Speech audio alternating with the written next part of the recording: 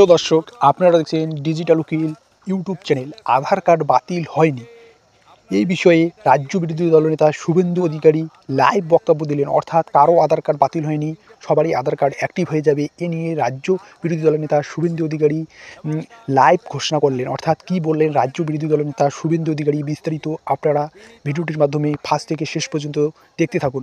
অনেক জেলায় কিন্তু আধার কার্ডের কিন্তু বাতিল চিঠি কিন্তু পোস্ট অফিস মারফত তাদের বাড়িতে পাঠিয়ে দিচ্ছে। অর্থাৎ সে বিষয়ে রাজ্য বিরোধী দলনেতা শুভেন্দু অধিকারী কিন্তু বললেন কারো আধার কার্ড বাতিল হবে না। অর্থাৎ এ নিয়ে কিন্তু একটি লাইভ বক্তব্য দিলেন রাজ্যের বিরোধী দলনেতা শুভেন্দু অধিকারী। কী বললেন এবং তার সঙ্গে সঙ্গে কী বললেন, কারো কোনো হয়রানির শিকার হবেন না সেই বিষয়ে কিন্তু হুঁশিয়ারি দিলেন এবং রাজ্যের মুখ্যমন্ত্রী মমতা ব্যানার্জি কিন্তু হুঁশিয়ারি দিলেন। কী বললেন আধার কার্ড বাতিল নিয়ে রাজ্য বিরোধী দলনেতা শুভেন্দু অধিকারী, বিস্তারিত আপনারা ভিডিওটির মাধ্যমে ফার্স্ট থেকে শেষ পর্যন্ত দেখে নিন। প্রথম কথা হচ্ছে কোনো আধার ক্যান্সেলেশন হয়নি। এই যে আপনাদেরকে আমি এটা দিয়ে দিতে চাই, এটা আধারের পক্ষ থেকে 3:15-20 তারা টুইট করেছেন, তারপরে আমরা করেছি এবং এটা আমি পড়ে দিতে চাই।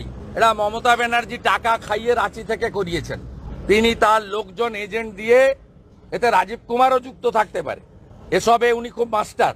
আমি যেটা করেছে দেখুন, unique identification authority of India, Bharat সরকার, তারা বলছে Aadhaar as the most commonly used digital identity is used to avail of numerous subsidies, benefit and services. এইটা বলে অনেকগুলো লাইন আছে, আমি লাস্ট লাইনটা বলে দিচ্ছি।